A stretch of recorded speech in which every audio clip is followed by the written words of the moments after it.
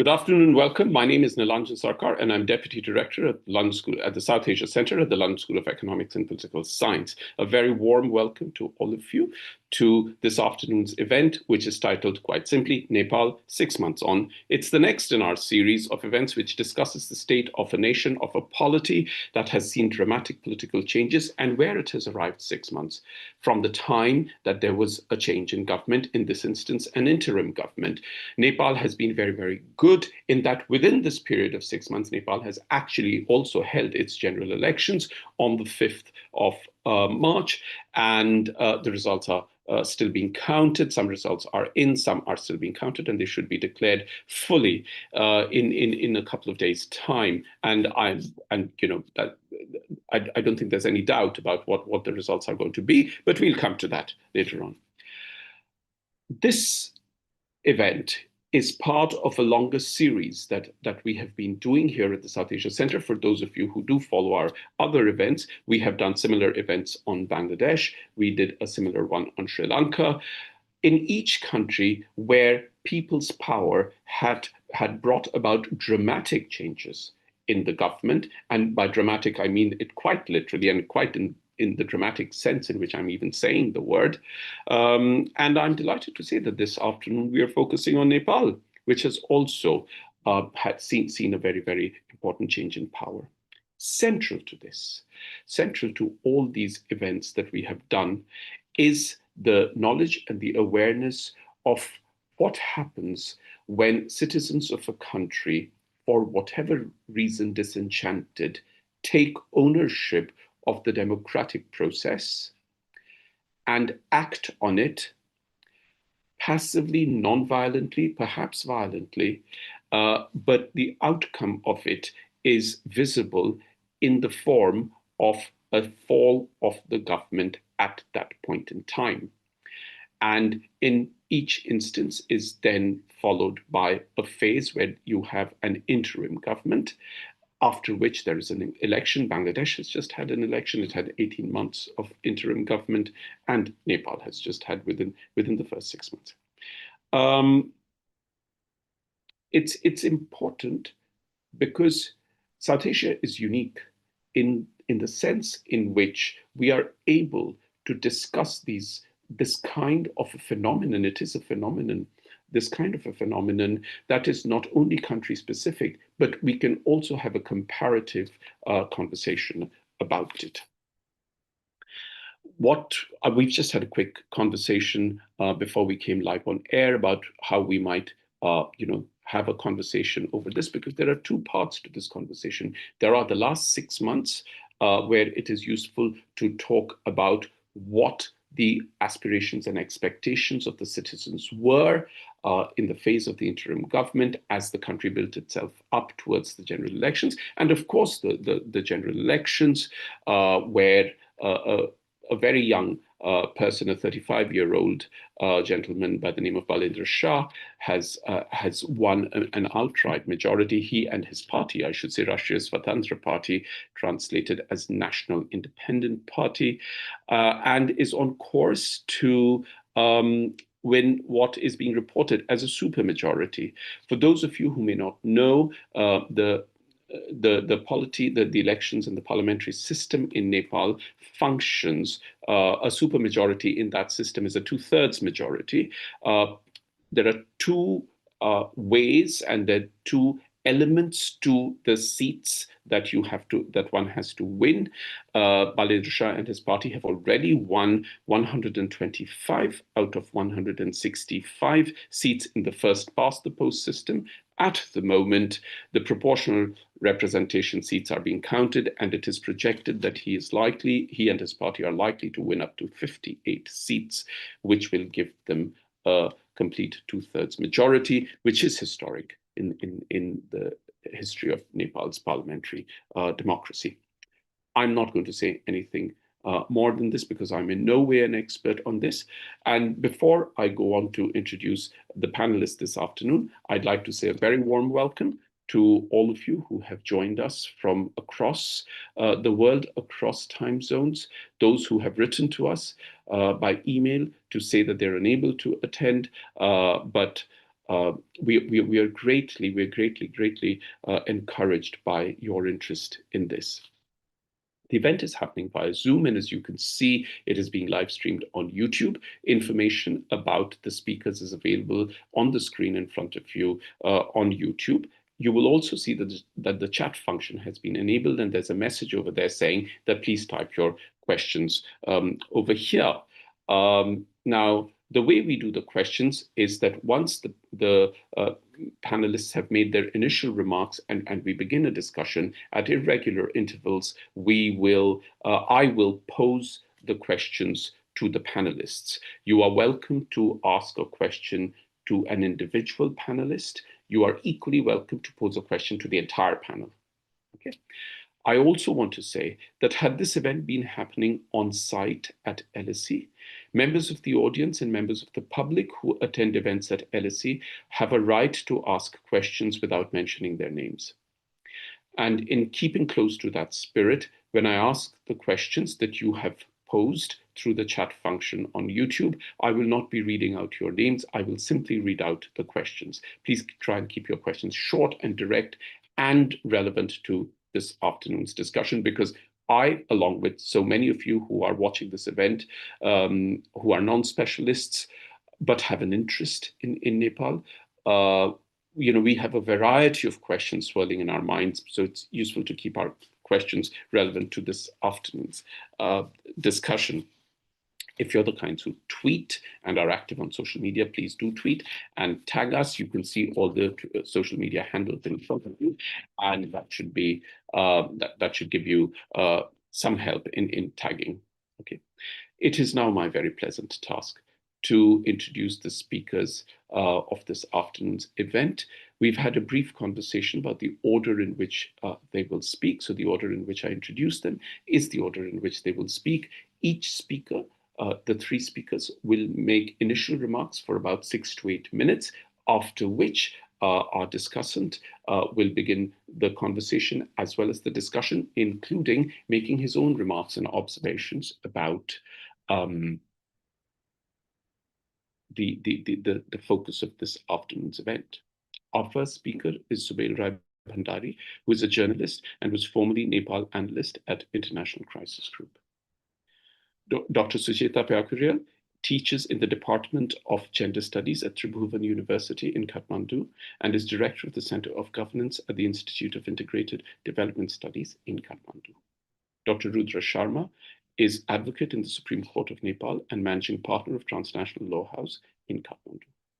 The discussant for this afternoon's event is Sheikh Tawfique, who is professor and director of at the South Asian Institute of Policy and Governance at North-South University in Dhaka in Bangladesh, and is editor of Policy Response, Local Service Delivery and Governance in Bangladesh, Nepal, and Sri Lanka, which was published in 2021. Tawfique has several other publications, but I've only mentioned the one that I thought was most relevant. Okay, we'll start with Subel, and I will reintroduce the speakers as we go along for those of you who may join slightly later. So Subel, please speak now. You have 6 to 8 minutes. Thank you, Dr. Nilanjan, and I am privileged to be part of such an esteemed panel. Just a little bit of background refresher. Nepal is currently navigating a dramatic political transition following a Gen Z-led uprising in September 2025. What began as protests against rampant corruption and betithi, or systemic disorder, triggered by a government move to ban social media apps, quickly escalated into a wider uprising against the governing elite. At least 19 protesters were killed by state forces on September 8th, and the next day, angry mobs, including vested interest and goons, attacked the residences of political leaders, setting the Prime Minister's office, Parliament, and the Supreme Court ablaze, with 73 people killed and thousands wounded in total. Amid the total collapse of civilian governance, Prime Minister KP Sharma Oli resigned on September 9th, and days later, President Ramchandra Paudel dissolved the House of Representatives, appointing former Chief Justice Sushila Karki as interim Prime Minister, making her the first woman to lead a government in Nepal. The interim government's performance was defined primarily by its singular mandate, successfully holding elections in March 2026. That has now taken place, and quite spectacularly. I visited Nepal in October and November of 2025, a month after the Gen Z protest. And one of the words I kept hearing there was change. Each election in Nepal has had a theme. 2008 was peace, 2013 was constitution, 2017 was nationalism identity, 2022 was stability, and 2026 was all about change. This demand came not just from the youth, but from older generations too. Change in politics and government, in service delivery, in political process, and in party leadership. Mind you, all top leaders in all parties are over the age of 60. Young people wanted two things above all: an end to corruption and an end to systemic disorder. Of the almost 30 million Nepalis, 65% are under 35. While some may remember the Maoist insurgency, all of them have grown up in this disorder and they have had enough. I've been a journalist since 2001 and started my career in Nepal. I've always been fascinated by youth culture, but I've never seen young people become so engaged in politics in a long time. I saw that in Thailand a little bit in 2020s. In Nepal, there was a small surge in 2006, but this TikTok native Gen Z generation has been inspirational in ways I did not expect. Whereas where in the past I saw youthful cynicism curdle into apathy and alienation, this time they forged into a solid political force. It was a steep learning curve for many on the front lines, for example, demanding that the constitution be changed immediately after the protest, then walking that back after realizing it could produce unintended consequences and admitting so publicly. That was an astounding scene to witness. I saw also many young people actively trying to learn about Nepal's political system. A friend of mine, Sharma, who wrote a best-selling book on Nepal-India relations, saw demand for his 12-year-old book surge so dramatically that his publisher had to issue a reprint. What Nepal has experienced, especially since 1990, was kakistocracy, an omni-shambles caused by a series of incompetence, maladministration, and systemic disorder. The Gen Z protest showed that something could be done, and this election showed how. So where we are now. One of the most important developments was signing of an MOU between the Gen Z movement and the interim government on December 11th, covering issues like transparency and accountability, freedom of expression and digital rights, and the formation of 3 high-level commissions: an inquiry into the 2 days of protest, which has happened, and the inquiry has given its report to the Prime Minister, an investigation into the assets of individuals holding public office, and a commission for constitutional amendment recommendations. The Gen Z Council has also been formed under the Office of Prime Minister. A free and fair election was among the movement's core demand, and that has now been delivered. This is perhaps the best possible conclusion to the aftermath of the Gen Z protests. The interim government deserves credit. Election took place on time, were largely free and fair, were conducted transparently, and look set to be accepted by all major stakeholders. It is a logical conclusion in that it gave weight and validation to the protests' core demands: generational change and an end to maladministration. About 1 million people registered to vote right after the Gen Z protest. This election, in my opinion, cements Nepal's Republican foundation. The movement to restore monarchy seems to appear as good as dead for now. The former king's statement on February 18th that this election would not solve the crisis was met with an underwhelming response. If anything, it probably damaged the prospects of the RPP, the only party seeking to restore Hindu kingdom.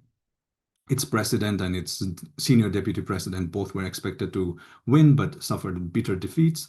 The party is expected to secure only one directly elected seat, its worst performance ever. Now, one quick observation on this election. I've long believed that Nepalis are largely swing voters. Perhaps not a majority, but a large and decisive chunk. Having covered or closely following every Nepal election since 2006, I've met voters who have supported every major party at different points. It's the only explanation I have for how the Maoist became the largest party in 2008, only to lose 149 seats in the next election, or how the Communist Alliance won nearly a 2/3 majority in 2017, then lost so heavily in 2022.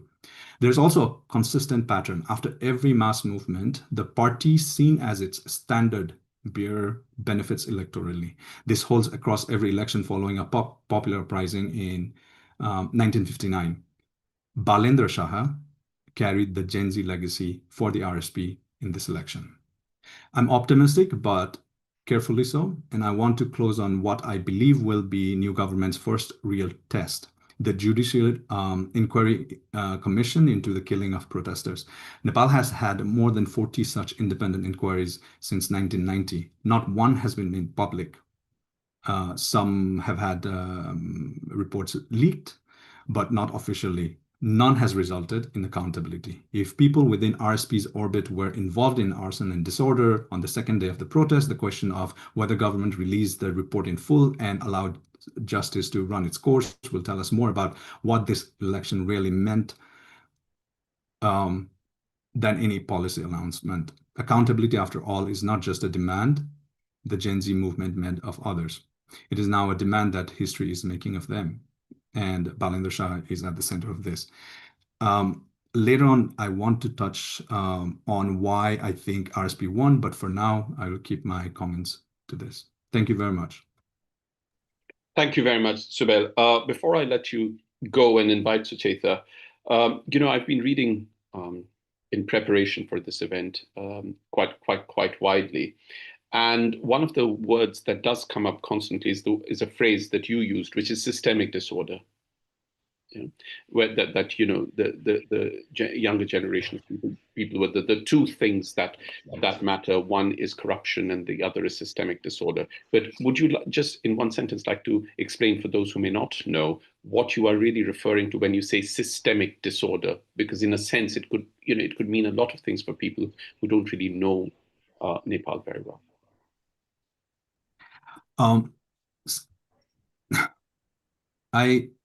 In very short, what I mean by systemic disorder is basically all of the things that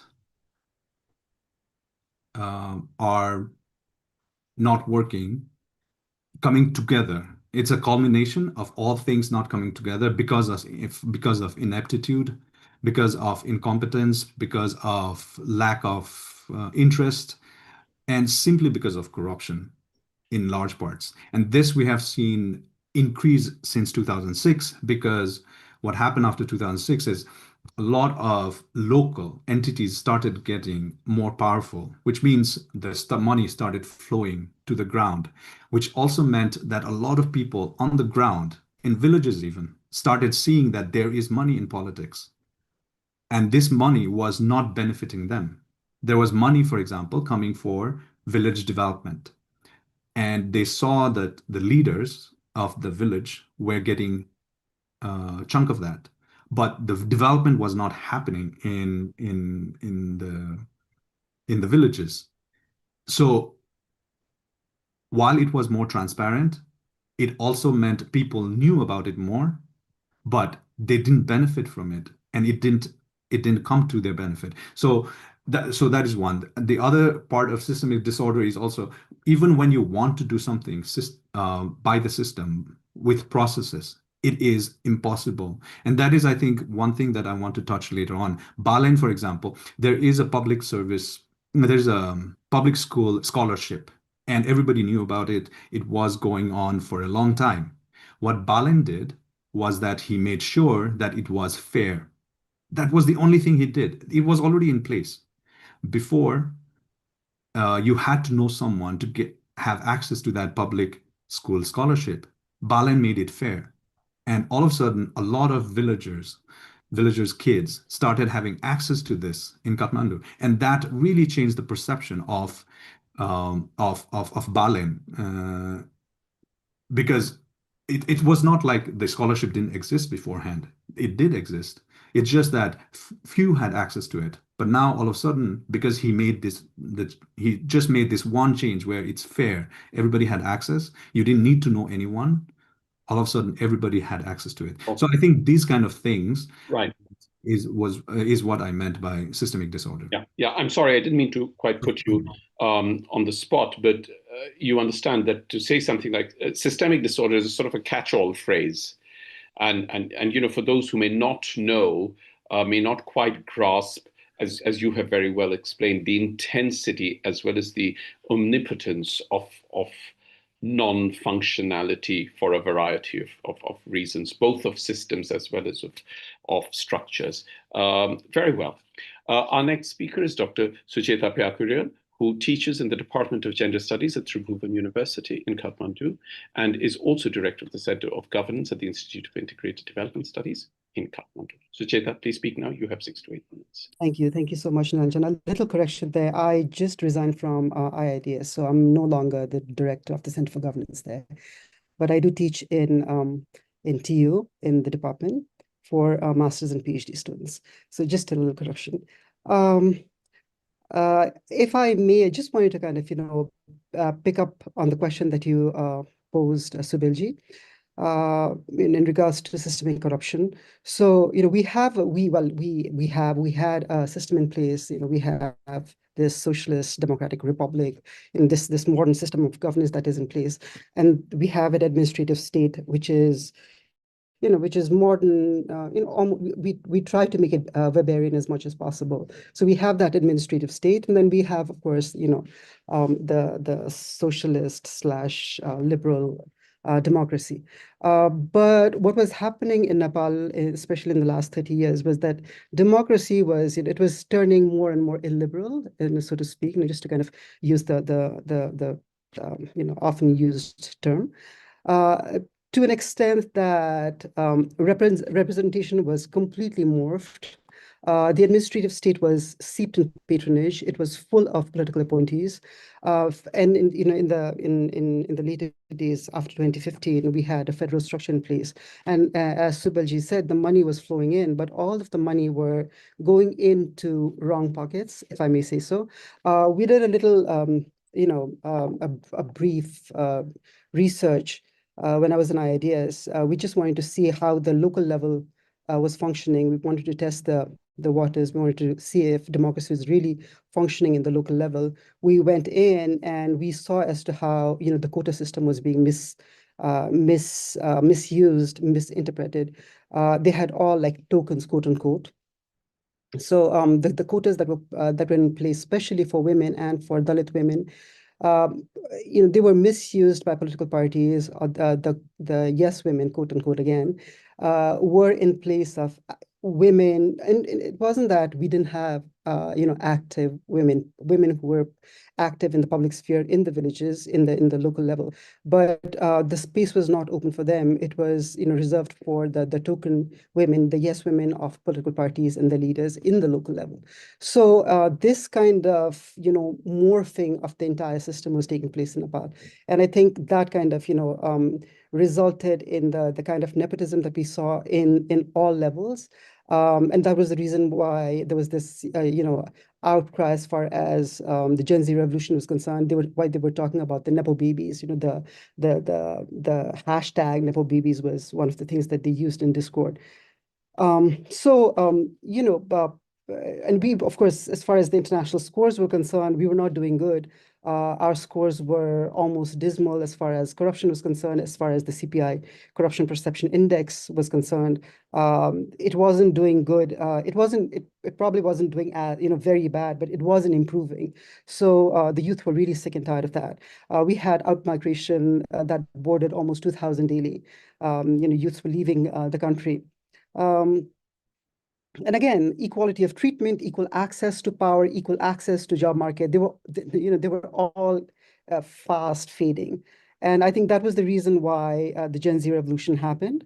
The frustration just boiled over, and especially after the clampdown on social media took place, it just erupted. But what was interesting, I was, because I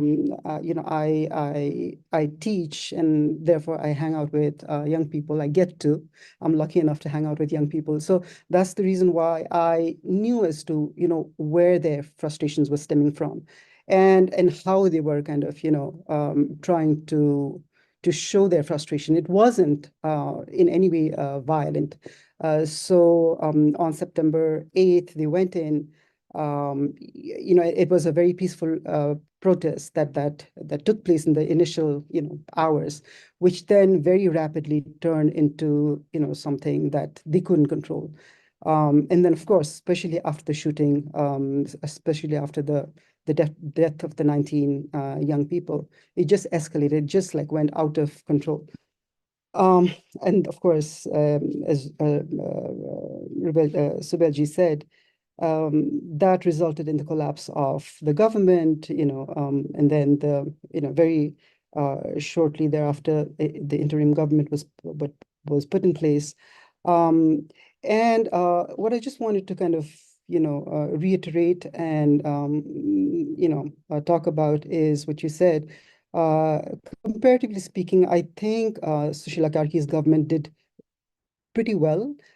She delivered her promise. It was on time. There was no, hiccup, so to speak. Of course, as far as the governance was concerned, they really didn't focus on anything else except the elections. So the only thing that they focused passionately was election, how to deliver election on time. And they did it. They actually did it, and it went very peacefully. Now, coming to the election itself, I don't think it was, especially for those of us who actually study revolution and regime change. I don't think this was expected, I guess, if I may say so, especially because it was a post-revolution election. So usually when election takes place after revolution, this kind of sweeping results do appear. So it wasn't a surprise as such, but we were not expecting the older parties to fare this badly, especially in Nepali Congress, because it was talking about organizational change and basically muckraking inside the organization. So we were not expecting Nepali Congress to do this badly, but it did. So I don't know how much my time is. I lost track of time, but No, you can go on for another 3-4 minutes. Yeah. So as far as the election is concerned, because I teach in gender studies, I tend to look at the minorities and the peripheral groups, socio-political peripheral groups. And what was interesting and encouraging in the initial hours of the election was, or during the initial phase of the election, was that the registration of the voters was very, very encouraging, 19 million. But only 10.9, almost 58% turned up to vote. And women, I think 57% of the women, if I'm not mistaken, I think showed up. They're turning up. The number wasn't bad; it was good. It was impressive enough. But what was really disappointing was only 14 women got elected. 3,000 something candidates with only 300 something seats given to women, and only 14 getting elected. That is kind of disappointing for us. 13 from RSP, 1 from Nepali Congress so far. Of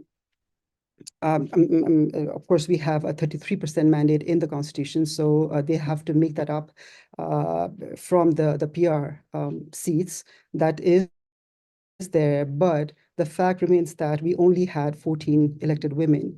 As far as the other marginalized groups are concerned, that's also very disappointing.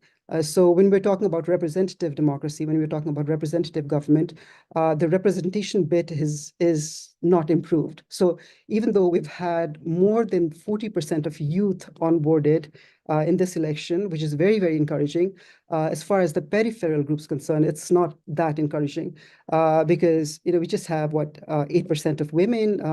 As far as indigenous population is concerned, it's only 15.7%. We just have 16.9% Madhesi population, which actually has a population of 20%. Tharu's representation is only 3%. Muslims is only 2%. And Dalit is not even, it's 0.6%, and they have a population of 13%. So when you're looking at the representation scale, it's not very heartening. It's quite disappointing. So we're hoping that, because such a large number of youth have been onboarded, this will change. And of course, this plus the administrative state, which is highly politicized, we are hoping that that is also going to change, but we just have to wait and watch. So I will end my my comments here for now. Thank you. Great, thanks. I'm sure we'll come back to a lot of these, and I'm going to put an idea in your head for you to think when we come back to the discussion, because you mentioned that, while there are always sweeping changes post-revolutions, sweeping victories post-revolutions, no one was quite expecting the NCP to do as poorly as they did, to put it gently. I think one of the worthwhile questions to ponder about, and this may be a very good time for all of us to ponder on it, is, was the RSP expecting to win as much as they have by this kind of a margin? As in, are they prepared for this overwhelming majority and the responsibilities that come with this kind of overwhelming majority? Not just the responsibilities of governance, but the responsibility of catering to expectations, because it is historic, as it says. I mean, it's interesting that almost all news platforms, I was reading on the internet, including the BBC, use the word historic when they say supermajority, and it is historic. But you see what I'm saying is, what about the victors? Are they ready for the victory that has been given to them? Because it has been given to them.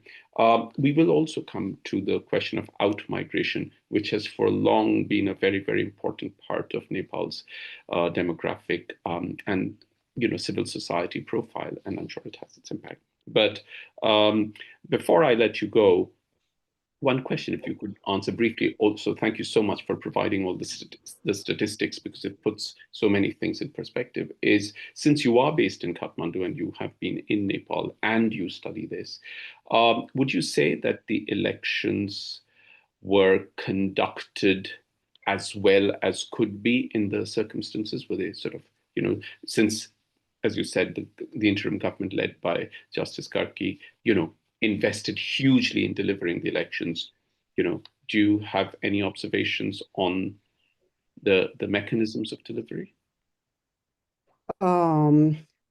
As far as the quality of elections concerned, I think they've done a pretty good job. Sushila Karki, she herself, I mean, she comes from a legal background, and she has, comparatively, she has a clean reputation, if I may say so. Of course, there are allegations, mild allegations of her being maybe a little favorable to the Gen Z youths. But I don't see any reason as to why we should doubt her or doubt the government. I think they've done a pretty good job.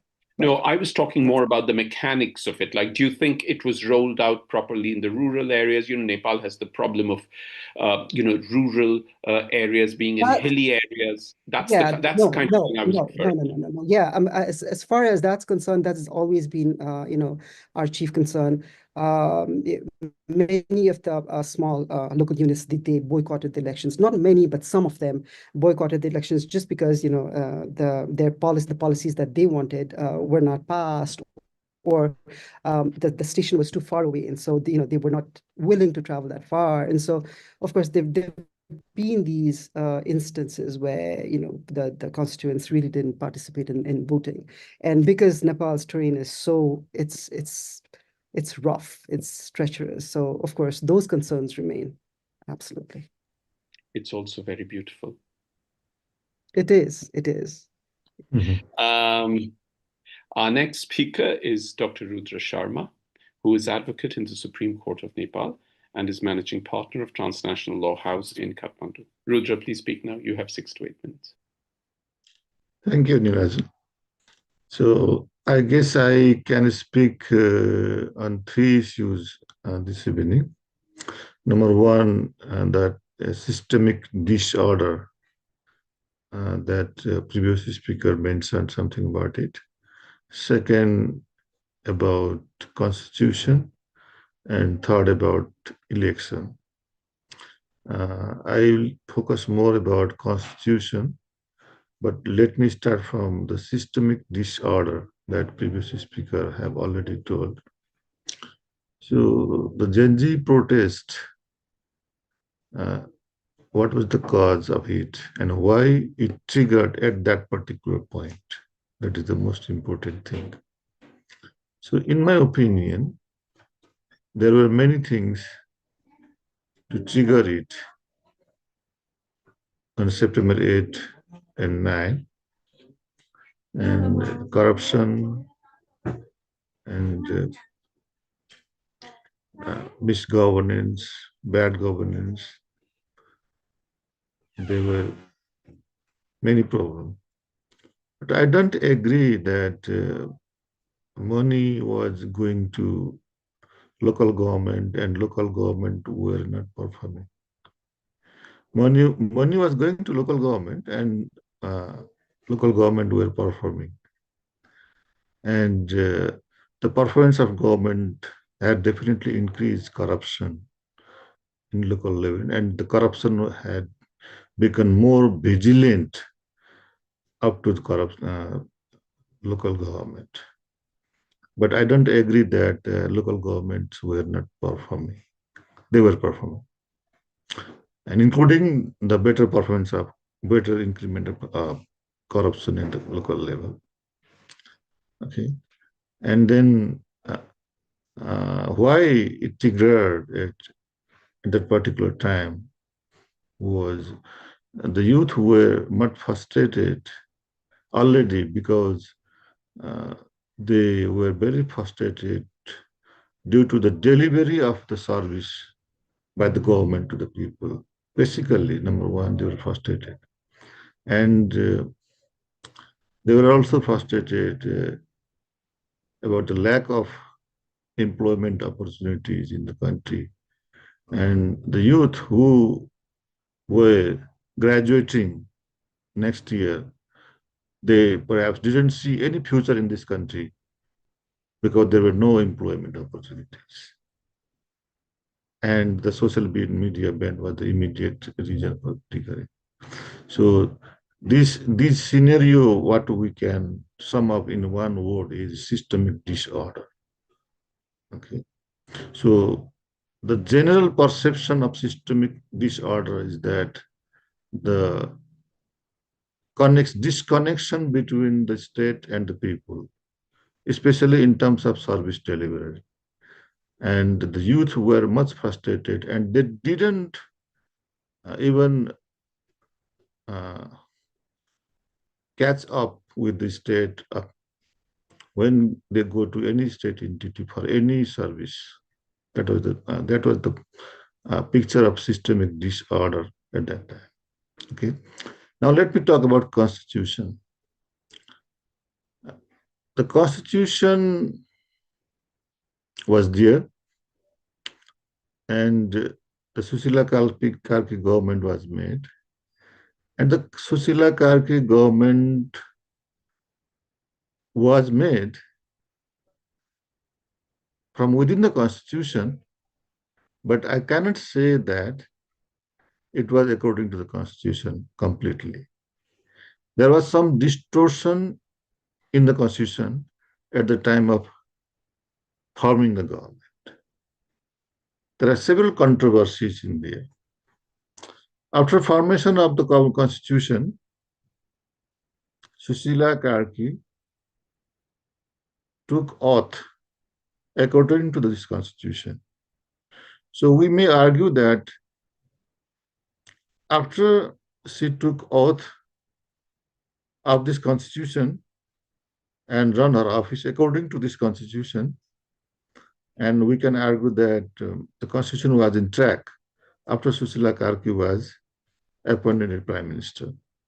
But there is still a question that on which power of the constitution, on which authority of the constitution she was appointed, on which power the parliament was dissolved, in which process the parliament was dissolved. So it's very difficult to find the answer of these questions. Okay. Therefore, this is still sub judice case. Many cases are there pending at the Supreme Court even today, and the Supreme Court will give a verdict about that. But the bigger question, more serious question here is that, so Sushila Karki government did a very good job, especially holding the election on time at this critical time. So does this justify her appointment by distorting the constitution? And will it be a precedent for future time that any ruler in future may distort the constitution, claiming that they want to do some good things? So can a good result justify distortion in the constitution? This is the bigger question. Okay, and that will be decided how the certain section of the constitution, particularly Article 61, 60, will be interpreted by the Supreme Court of Nepal. Okay, this has been a big question here. Anyway, Sushila Karki has done a great job. And in my opinion, Sushila Karki government was accepted at that time, largely accepted, even if it was beyond constitution. I don't like to use the word unconstitutional, but it was beyond constitutional. And there may be a couple of reasons for acceptance of Sushila Karki government. Number one, it was a matter of people's supremacy directly. If the Sushila Karki government was not accepted, there was a direct threat to people's supremacy, immediate threat. And we may argue that there may be some threats to sovereignty also, indirectly or somehow. Therefore, the Sushila Karki government was accepted mainly because it prevailed people's supremacy at that very critical and emergency time. So that is one part. Now, this chapter is closed. She has done very good job. But the question still remains, can anyone distort constitution for good cause? And can it be justified constitutionally? And how the Supreme Court will make interpretation of this? This is the question still remaining. Okay. And now let me talk something about a very limited, I think, about the election. I guess RSP was not expecting this much amount of seats in proportional representation and direct representation. I know personally that some of the constituencies now RSP has won, they had not put in their own winning list. Okay, now it is tentatively observed that RSP is getting more than what they have expected. So several things are in discussion now. How will they do? Are they well trained in politics? How they will run office? Majority of them are in the business of politics now, who are not trained in politics. Okay, so now we have seen the bad governance and misgovernance for so many decades by the people who are trained in politics. Now we are expecting good governance and development and employment from the people who are not trained in politics. So let's see how it will happen. So there are very many observations from several quarters. So I can answer if you have any more questions. Thank you. Great. Thank you very much, Rudra. Before I go on to Tawfique, just a reminder to those who are watching this event that please do ask questions via the chat function if you would like to do so.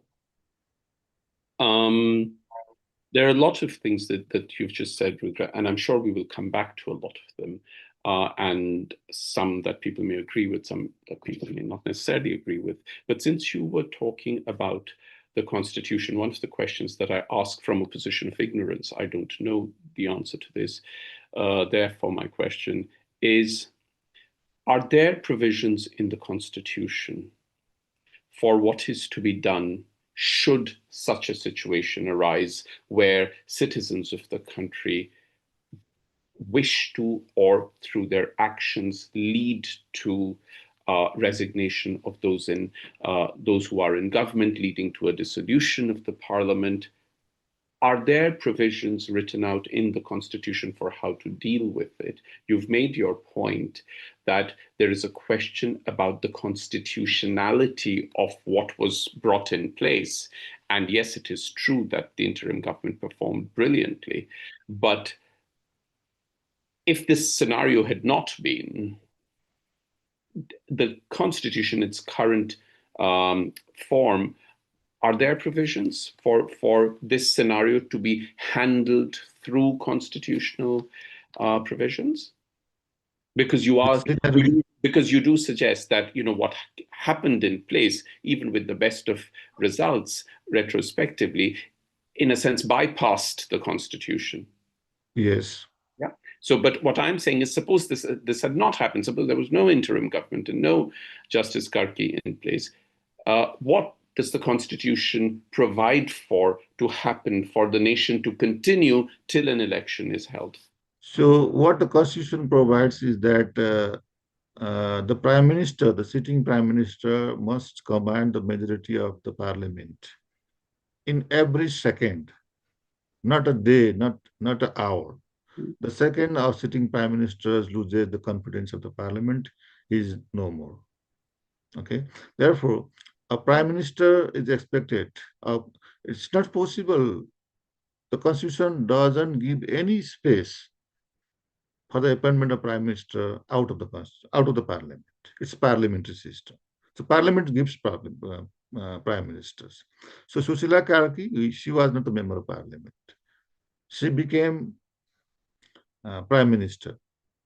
And the first job she did after being Prime Minister is that she recommended for the dissolution of the Parliament. Okay. So this is the scenario. So how these two acts will be defined? Sure. I get that. We've understood what you're saying. My question is, the truth is that KP Sharma Oli did resign. Yes. So then what was going to happen? Just let's keep Justice Karki aside for a moment. KP Sharma Oli resigned. Yeah. And then what was the normal course of action according to the Constitution was any member of the Parliament could have been the member of Parliament. The Parliament was there. KP Sharma Oli was resigned, but the Parliament was still in place. And any member of the Parliament who could command majority of the Parliament, could show the majority of the Parliament before the President, could be the member of Prime Minister. So essentially elect a new leader. That's what you're saying. Yeah. Parliament could elect a new leader from within themselves. Okay, so that's the. And Sucheta Karki was nowhere in the scene of the Parliament. She wasn't the member. We're aware of that. Okay, yes. Great. Thank you very much, Rudra. That was very, very informative and very useful. Our discussant for this afternoon, I'm delighted to say, is Sheikh Tawfique Haque, who is Professor and Director of the South Asian Institute of Policy and Governance at North-South University in Dhaka, and is Editor of Policy Response, Local Service Delivery and Governance in Bangladesh, Nepal, and Sri Lanka, which was published in 2021. What we have agreed is that Tawfique, because he has had such a long-standing interest and research interests and publications on these issues and in the context of Nepal along with other countries, that Tawfique will first make comments of his own, and then we will go ahead with a discussion. right? And in the meantime, another reminder, someone has just asked a question, but another reminder that please do ask questions. You're welcome to ask a question to a particular panelist. You're equally welcome to pose a question to the entire panel, and we will pose it. Tawfique, please speak now. Thank you, Dr. Nilanjan. It was a fascinating discussion, and I was tempted to chip in and talk a little bit about this whole constitutional issue, because it's a very interesting debate. And since I have been doing this comparative study on uprising in Sri Lanka, Bangladesh, and Nepal, and actually it's an ongoing research project that I'm doing now, and this question has been raised repeatedly. It's been raised repeatedly in other countries.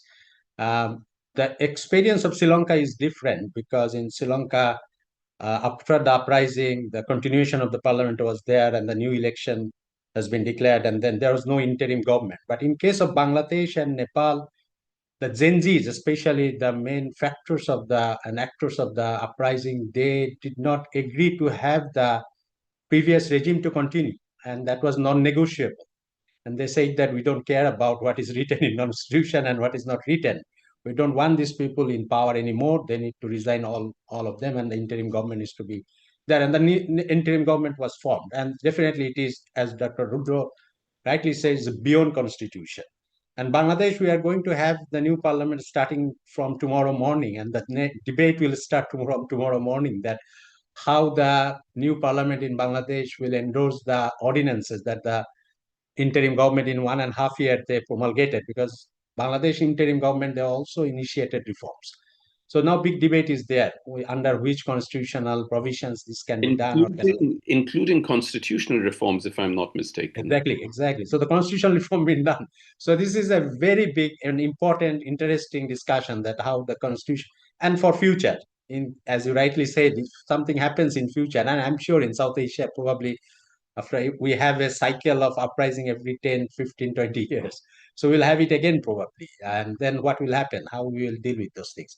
Okay, keep that apart. I'm not a constitutional expert. That I would like to start with the statement that as a comparative study student, I think that I'm a cheerleader of Nepal democracy, honestly speaking. I love this country, as you rightly say, it's a beautiful country. I think the most vibrant democracy in South Asia, one of the most. I do understand the Nepalis inside, they're so frustrated with their system.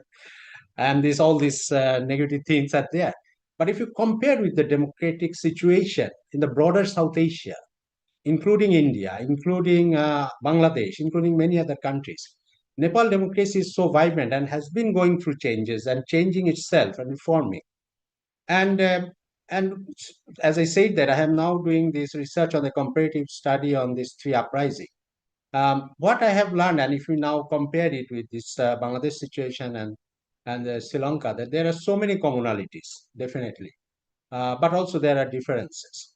The fundamental difference, what I have found, I am a very frequent traveler to Nepal. I was in Kathmandu in immediate after the uprising in October.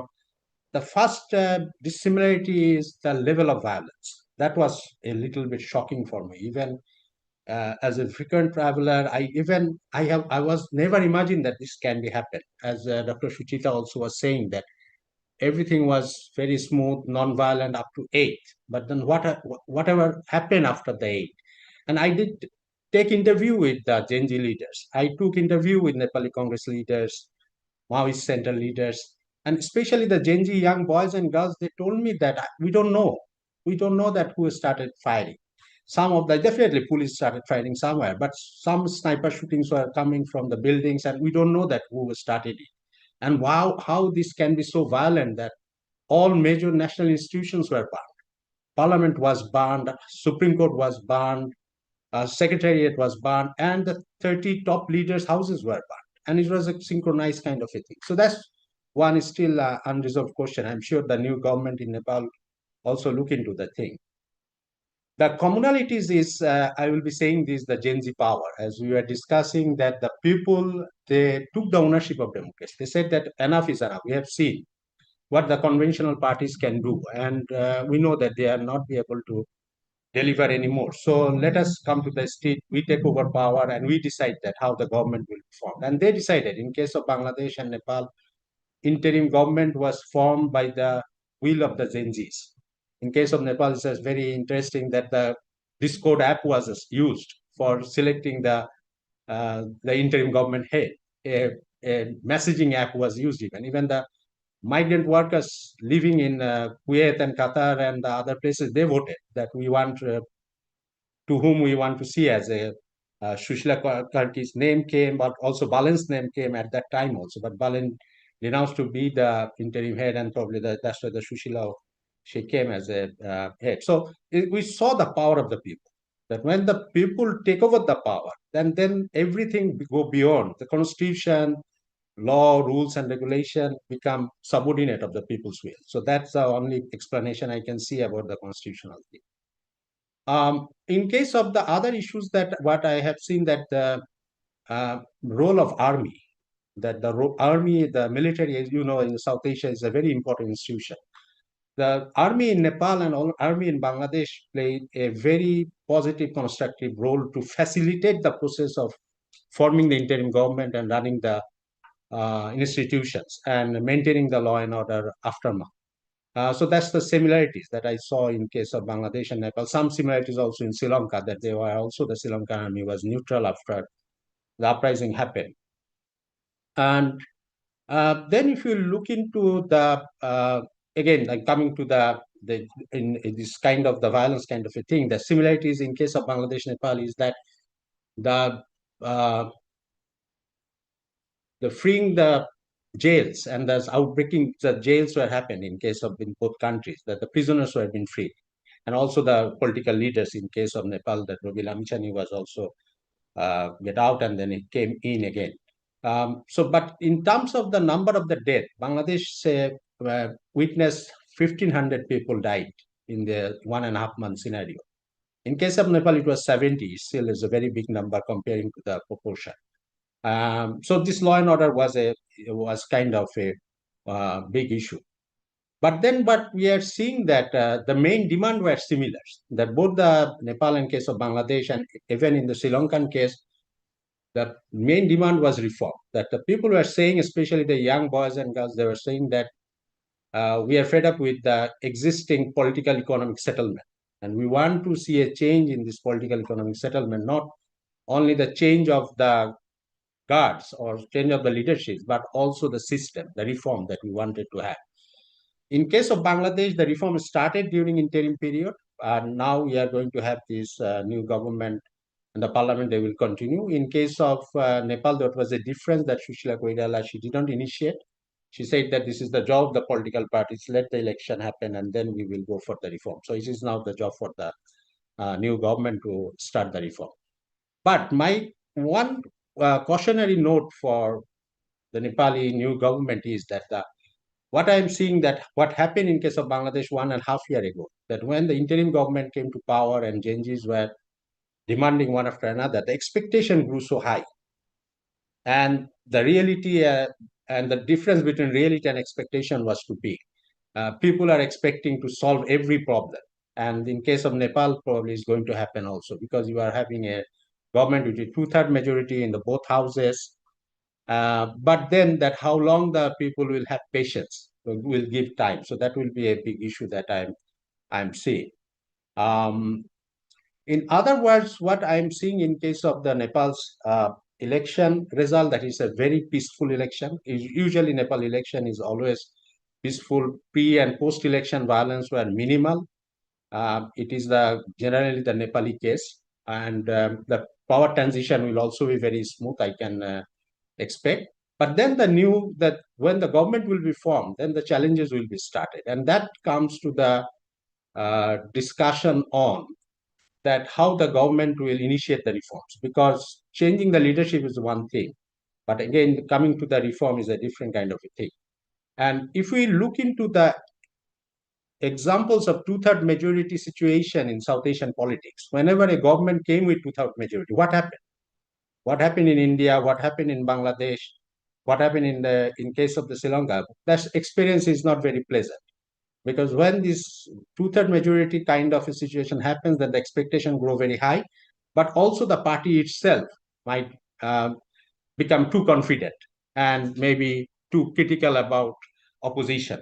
So that's one cautionary note that what we will be seeing in case of Nepal in coming days.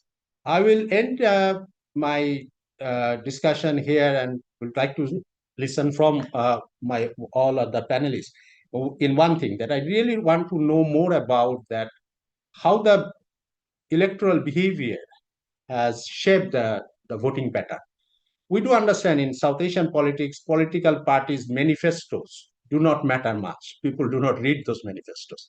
But still, we do understand that in general sense, these three parties, they had their specializations. For example, probably RSP, they came out with anti-corruption, youth empowerment, tech-driven governance, a job promise like 1.2 million job they promised, and also broadly the pro-development, and also signaled the diplomatic pragmatism. And I was quite surprised by seeing that they also hinted to drop from a major Chinese project of BRI.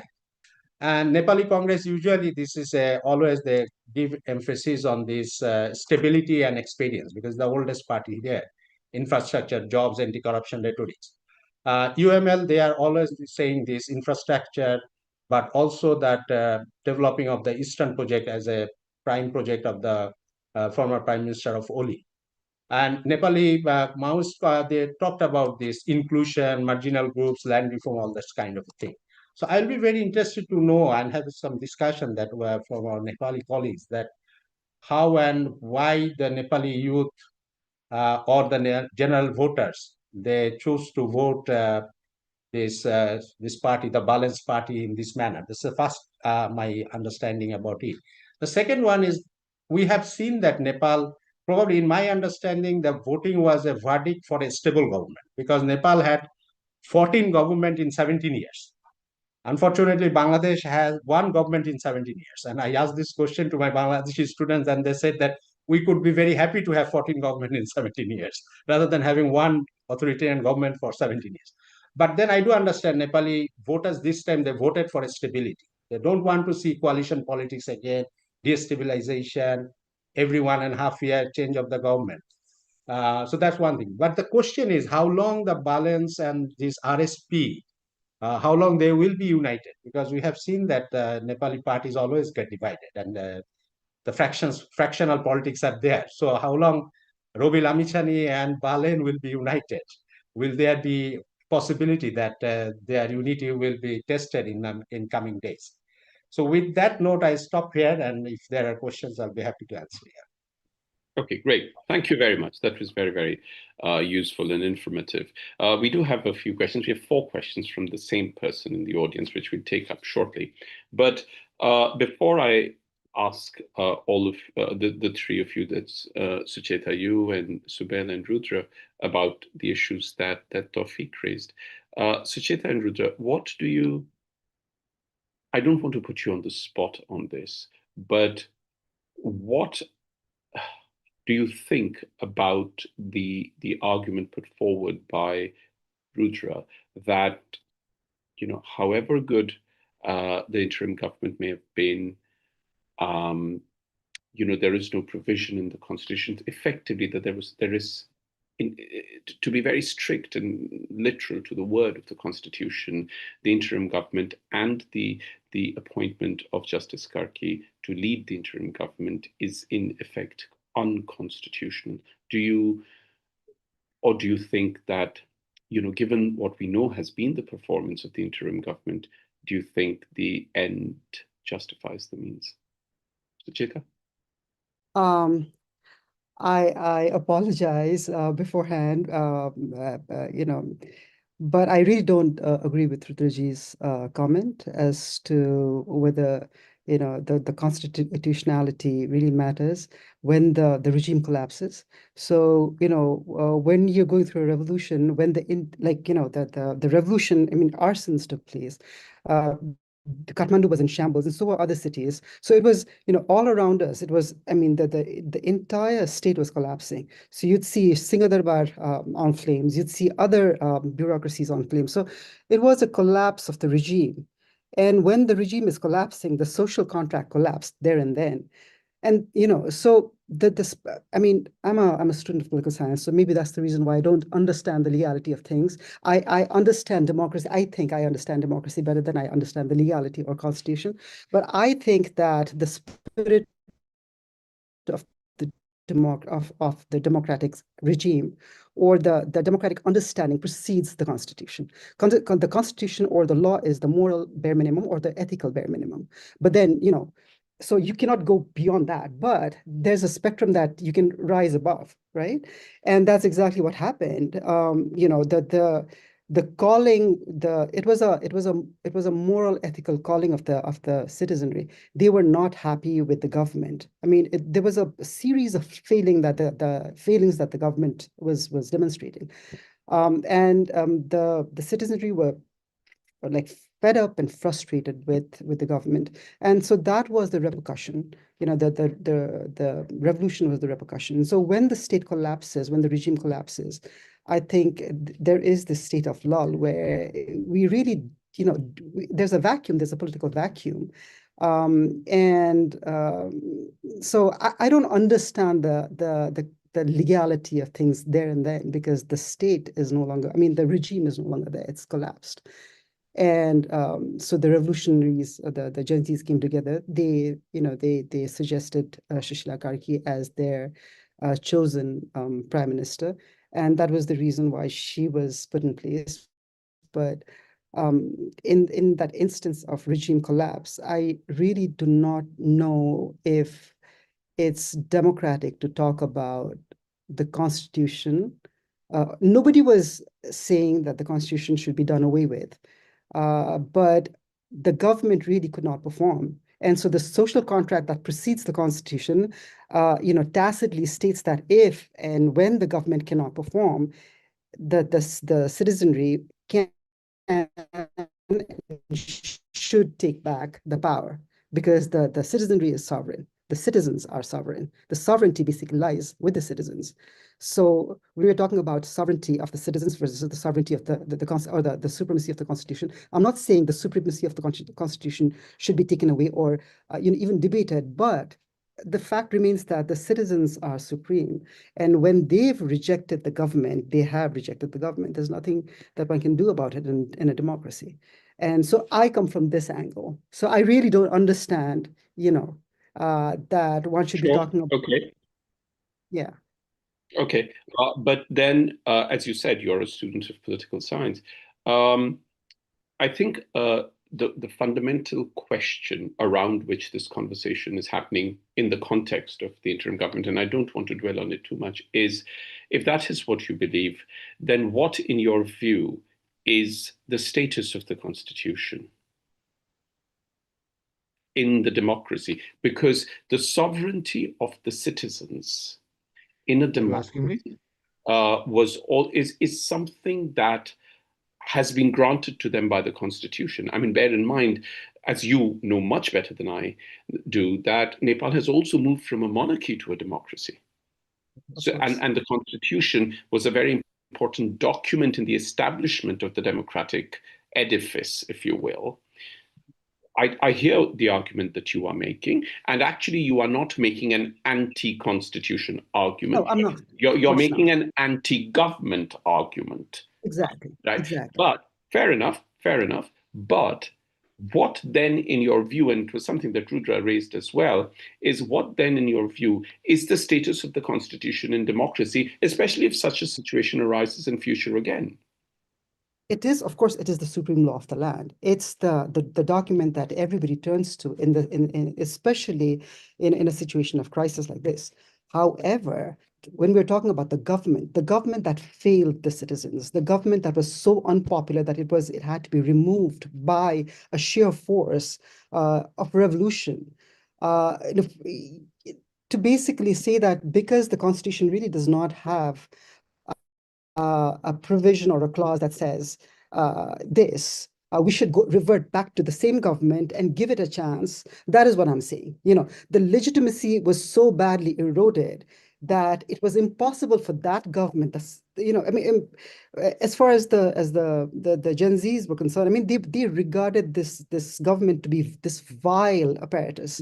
And so, and majority of the people felt the same way. So you know what I mean? I mean, Yeah. I mean, your point is very well made. I mean, at some level, it would sound just crazy to go and tell a group of hugely disenchanted young people, and we are going to come back to the question of out-migration versus the RSP's promise of jobs, et cetera, et cetera. It does sound crazy to go and say to them when social media has been banned that, look, listen, don't do this. Okay, fine, the prime minister has resigned. Now we must elect a new leader from within that same party, because that is what the constitution asks to do or lays out to do. I get the argument that you're making. I was just wanting to hear what your view was, and your point is very well made. I guess I just wanted to Not necessarily from the same party, pose but a counter anyone from question the to parliament Rudraji. could be prime minister. Yeah, sure. One sec. Let's Yes. Sucheta finish speaking, I please. want to pose a counter question to Rudraji. I mean, I'm sure there's a difference between legality and legitimacy, right? And in a democracy, legitimacy plays a huge role. And so when that legitimacy gets eroded, what do you do about it? Regardless, do you, because the legality is important, so important that you completely negate or you completely ignore the complete erosion of legitimacy and still get that, vile government back, or you look for an outlet. So that's the question that I wanted to pose. Okay. We'll come to Rudra. Let Subel have a say. Subel, what do you have to say about the question of do the ends justify the means? I think this point, I think it's very important to brand what September 8 and 9 is, whether it was a revolution, whether it was an uprising, or whether it was just a political protest leading to leadership change. And I think Professor Pyakuryal is very right here, because if it's a revolution, I think the issue of constitution, which I understand as, and I'm obviously not a political scientist nor a constitutional lawyer, I understand constitution as a living agreement. And I think people, as Professor Pyakuryal said, who were so disenchanted with the system of which constitution was part of it, they tried to change it. And I think Dr. Sharma's point that except for one or two, everything else was done constitutionally, kind of holds why those two things were done beyond constitution. I don't think he's saying it's unconstitutional. I think the term he used was beyond constitution or extra constitution. No, he said distortion, and I said bypass. Okay. And so I think because of this, I think because constitution should be seen as living agreement, I think there should be a leeway to reinterpret or amend, especially when such a big event like this happens. And so I don't the question the answer to your question about whether end justifies the means, I'm not exactly sure, but I think reinterpretation should be allowed. Okay, great. Let me now just pose this question in opposite to Rudra, to you. I pushed the argument that you made to Sucheta and to Subel, to you, and Tawfique, to you, because of what has recently happened in Bangladesh. Subel, Rudra, do you think that the constitution is inadequate to handle with certain kinds of grassroots level political situations, and therefore the constitution should be revised, should be reformed?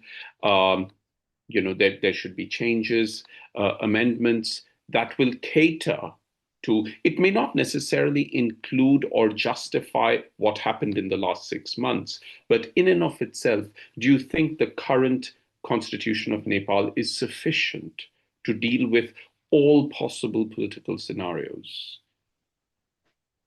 Yes, the constitution is adequate enough to address more or less such kind of scenarios. Basically, the main job of the constitution is to create the government and the institution of the state. So for that purpose, the constitution is enough. But we have already identified several issues for the amendment of the constitution. That is another matter. At this point, what we are discussing today about the formation of the government just after September 8 and 9, the constitution is enough. But I don't want to go deep into this matter because this case is still sub judice of the Supreme Court. And as a lawyer practicing at the Supreme Court, I need to respect the court. And I'm not, I'm reluctant to discuss more about on that's this. absolutely fine. But I need to clarify some of the points here that this is the task of the Supreme Court. The Supreme Court need to make interpretation of the dispute at this point. That is already pending at the Supreme Court. And if the Supreme Court makes interpretation of the Constitution or the dispute at this point, in the line Sucheta told, then I need to accept the verdict of the Supreme Court. But the minimum thing I need to clarify is the regime was not collapsed. Regime is collapsed at the point when the revolutionaries replace the Constitution, or at least amend the Constitution, or at least the revolutionaries come out with the document, a piece of document, with the mandate of the revolution. And at that time, we can assume that the regime was collapsed. But none of these three things were done at the end of the revolution. Therefore, the regime was not collapsed constitutionally speaking, legally speaking, and but at the latter days, an agreement was made, and the government accepted the Gen Z movement as a revolution. That is done very lately. But the revolutionists didn't make any document as a mandate of the revolution, or they didn't replace the Constitution, or they didn't amend the Constitution. They did according to the Constitution, and the Sushila Karki took oath of the Constitution and run the government according to the Constitution. Therefore, this point is still debated, and it's up to the Supreme Court how they decide. Sure, and I don't, want you to say more than you would. Perfectly understandable, but I think the important thing is it is an equally potent argument to make, as along the lines of what Sucheta was saying, very much better than I'm going to say, that at some point the Gen Z protesters did, come into a covenant with whoever they had put in place. And as Subel said, except a couple of things, the rest of what happened in the last 6 months, including the elections, have all been done according to the Constitution. So it's not that the Constitution has completely been thrown up in the air or, is in flames. But your point, which is an important point to me as well, Rudra, is not just the fact that, how can you have someone who becomes a prime minister, someone who's a judge herself, who has been a judge herself, and would have, entered the profession by taking oath on the Constitution. How can that person take charge of a position, and in taking charge of that position also take oath on the Constitution, which is precisely what had been bypassed to put her in that position? That point is also debatable, and because our Constitution doesn't allow former justice of Chief Justice to be Yeah. Minister or Prime Minister. Yeah. Yeah. So that is also contained in the there's Supreme Court. that debate as well. Yeah. Okay. I mean, I was just, what I had in front of me was this, which I'm sure Tawfique will recognize, but that's the amendments to the provisions of the Constitution that the Interim Government of Bangladesh prepared, and that is 124 pages. And after Bangladesh having had a written constitution for a very, very long time. So I mean, the whole question of the adequacy of the written document, and I mean, there are other examples in the region. You have Pakistan, which has had more than one written constitution. You have India, which continues even now, after all these years since 1950, has the longest written constitution in the world, and yet has an n number of amendments. In our case, for your information, we had 2 cases of parliament dissolution within last couple of years, and we had very, very long debate, months and months long debate at the Supreme Court, and we have enough literature about this, sure, about constitutional development. Yeah, sure. I'm sure. Okay. Tawfique, you want to say something? Subel, you want to go back and make a few points. We actually officially have only about 10 minutes, 9 minutes. So Tawfique, very briefly. Yeah. No, I think in case there is a little bit difference what happened in Bangladesh in last month election, that we also had a referendum for changing of the constitution alongside with the parliamentary election. The same day there was 2 ballot papers, whether you are informed in favor of reform, yes or no, kind of. So referendum. So we have a July charter. This youth, they came out with this July charter, and it was signed by all political parties. And then the charter was been placed in front of the general people as for referendum, that whether they agree with this charter or not. And the 67% people voted in favor of the charter, so it's going to be accepted in the parliament. So that's the one thing, that even the reform which has been proposed by the Gen Zs, they are now in part of the constitution, and the constitutional change is coming when the new parliament will be starting from tomorrow. Again, I'm not a constitutional expert, but I also want to make a comment here that the constitutionality of the nation is so important, but also you'll have to keep it in mind that there in anywhere in the world there cannot be a revolution friendly constitution. It cannot be. A revolution cannot be made by reading constitution and following constitution. A revolution is something which is beyond constitution. And some of you told that these Gen Zs, they are inexperienced in running the state and the state mechanism. I see that the new guards who are coming, that is their strength, that they are not experienced. Because in South Asian politicians, experience means experience with corruption, inefficiency, mismanagement, or pilferage and all these things. It's better to have non-experienced young boys and girls with new bloods and new ideas to come and test whether they can run the country or not. Thank you. Subel, please speak. You take about 3-4 minutes if you can, because we did ask for questions, and we have 2 principal questions, which I'm just going to tell you what the questions are so all of you can think about it, and then we can end with that. Is looking ahead, what should be foreign policy given geopolitical challenges, geopolitical context, not necessarily challenges, but should Nepal continue with its current foreign policy? Should it change direction? Should it think out of the box, etc.? Likewise, economic policy, but more inward.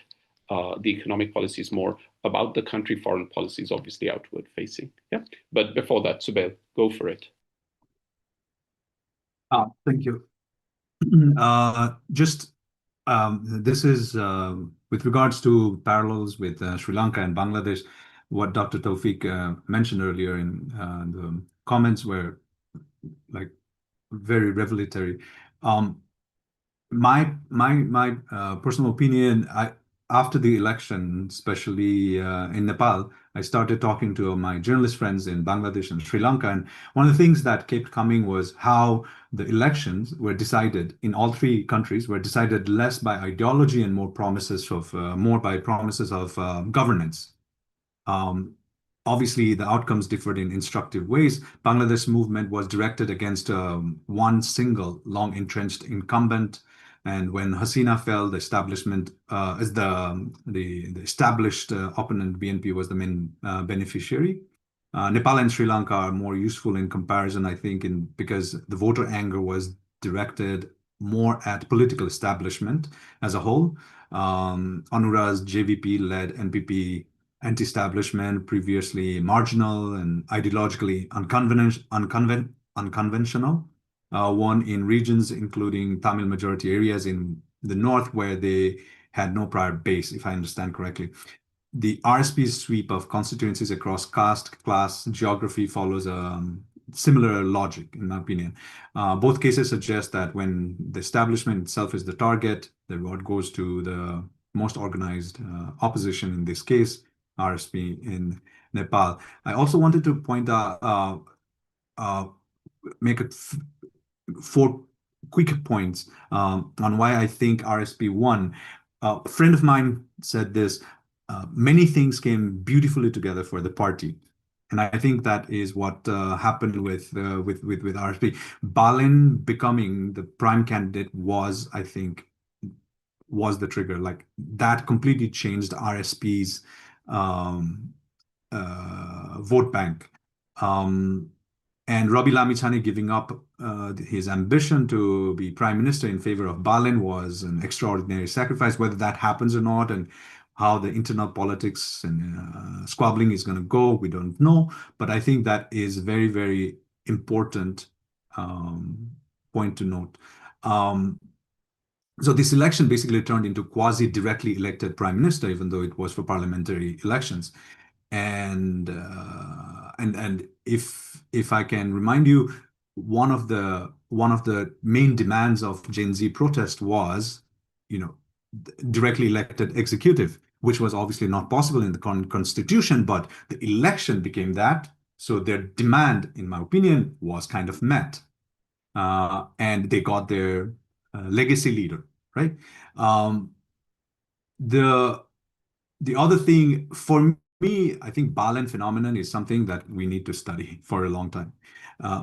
I think, this 35-year-old black glasses wearing rapping engineer, former mayor of Kathmandu, makes for a remarkable candidate. Doesn't talk much, opposite of what Nepali politics has produced. He's young and enigmatic, qualities our politicians rarely possess. His campaign was unlike anything.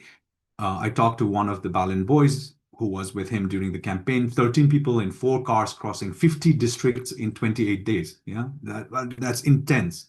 And he probably spoke like 30 minutes in total. He did not, and this is very, very significant because he was addressing the TikTok generation who does not have time for 2-hour-long speeches. So all of his speeches, even big ones, were 3 minutes long. And so I think that is something that he really, really, he knew how to do this. He didn't attack opponents. He spoke about local issues in local terms. He asked things like, have you had your tea? No politician in Nepal kind of starts with that. And I think that was very, very, very, very interesting, unusual politicking that voters were hungry for. And I was talking to someone close to Balin, and they said the social media engagement, obviously, of course, they had a huge social media team. I read I think in Reuters story that they had 660 people in their social media team, which is insane. Whereas Nepali Congress had about 40 people. And so this social media team, so I asked them, but they said that the social media engagement was organic because people, especially content creators, realized that whatever they put on social media about Balin and about Ghanti, the electoral symbol, the bell, went viral, and they were able to monetize on it. And so all of a sudden, everybody started producing those things. Everybody started, producing this video. So I think that is something that we have to remember. Gen Z saw themselves in Balin. He was seen as a big brother figure during the protests, who kind of supported the movement. I think that was very important. And so the result is the first majority government in 27 years. And also, The second factor is the depth of public anger against the old guards. Sure. I mean, there is the whole question of the legacy parties and the disenchantment with them. Very briefly, and I'll start with Sucheta. Foreign policy. What should happen looking forward, or are you happy with? You think that the way things are fine? No, I mean, of course, there's a lot of fixing that needs to be done. But what is really interesting is what RSP has come up with. They talk about the 3Ds. I don't know if you've heard it, but they talk about the diaspora, the demography, and the digitization. And so that, I think, involves foreign policy to a certain extent, especially the demographic, the migration, out-migration, in-migration thing, as well as the diaspora thing.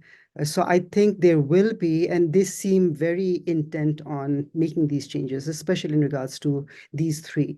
And so that's going to, of course, have a very strong or very interesting impact on Nepal's foreign policy. So that needs to be, seen as to how it's going to unfold. But then you said something about, looking ahead. What concerns me at this point in time is the factions. That's something that you talked about early on. In as far as organizational structure culture is concerned, you already have factions, when you have already have an inbuilt agency of those factions, it's very difficult to bring those two factions or three factions together and move ahead. And so that is something that that I have in mind as to how it's going to play out, whether it's going to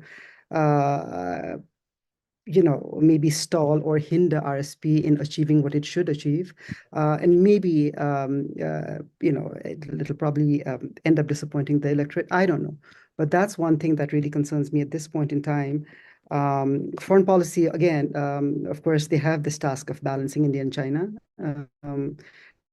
The perpetual regional issue that is ahead in front of us all the time. So again, of course, inexperience is good as far as the governance, the internal governance is concerned, but of course, we probably need some experience, some seasonal actors as far as the diplomatic issues, as far as the external, affairs are concerned. So those are some of the concerns that I have. And very briefly, in terms of economic policy, do you think his promise of jobs is in any way going to stem the tide of out-migration? We have to wait and watch. We have to wait and watch. But and of course we have this war, that is raging in the Middle East. I don't know how that's going to impact India and then Nepal. So that's also there in the horizon. So and as of now, it's always, and as always, it's been economy. It's always, the talk is always about capital and economy and so on, and surplus and so on and so forth. But who knows, as to what the future is going to bring. So maybe it's going to be state and, more of statecraft and more of state sovereignty, as of now. So we don't know. So maybe they have to shift gear and then, think about other things. But okay, yeah. Great. Tawfique, someone who's studying the country from the outside, foreign policy? I think, again, we'll have to give some time to understand, because we have seen that in other two countries, in Nepal, Bangladesh and Sri Lanka. Bangladesh is just recently, the government has been formed, but in Sri Lanka, the post-uprising new government, which also came with a huge majority, this Haque, and overwhelming majority in the parliament, also the president election, they also made some changes, not big changes, in the foreign policy vis-a-vis relation with India and China.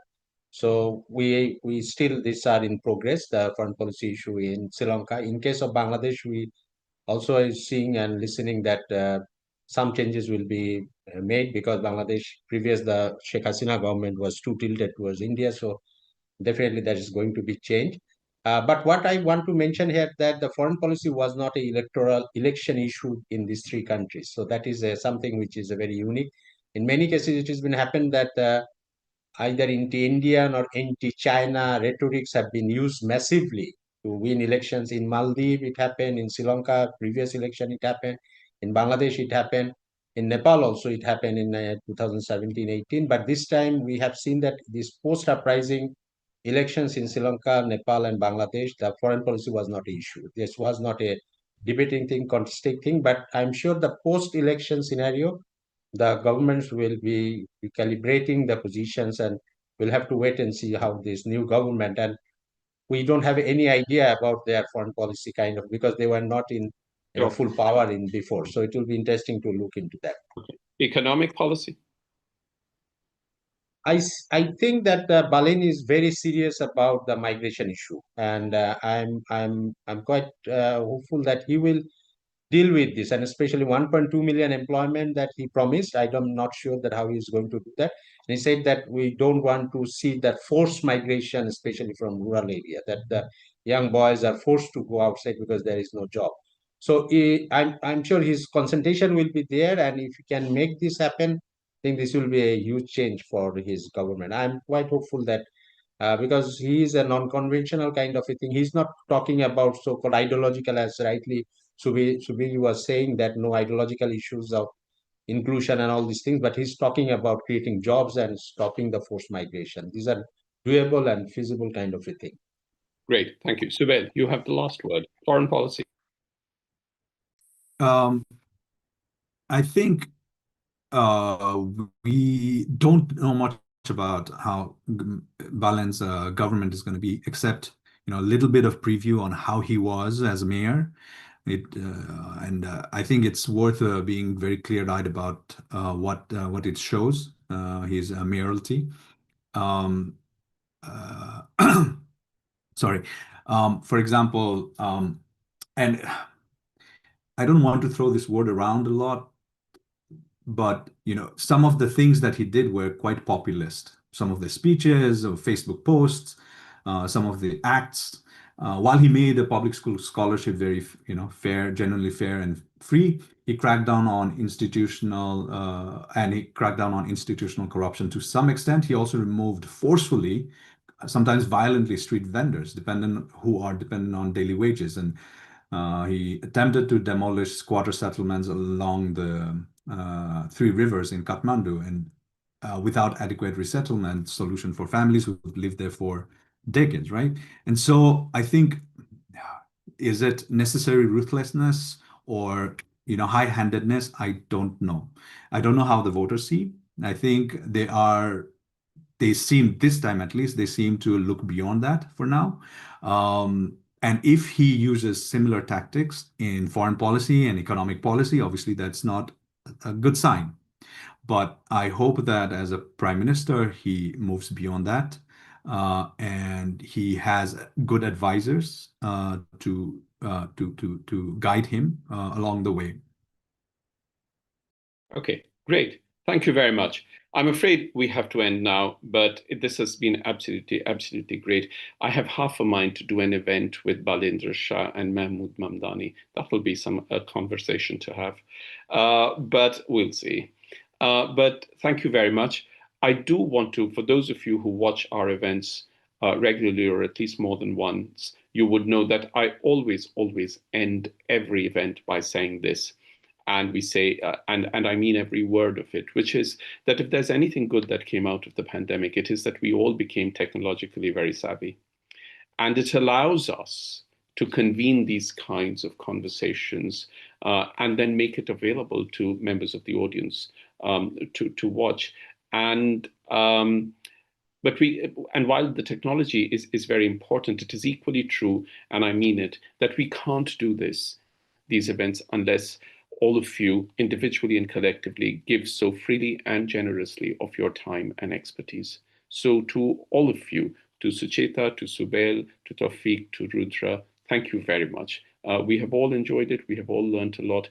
And as always, there is no end to these conversations. So maybe I should start thinking of a series of Nepal 1 year on and 2 year on, and we'll see where we get with that. But for the moment, goodbye.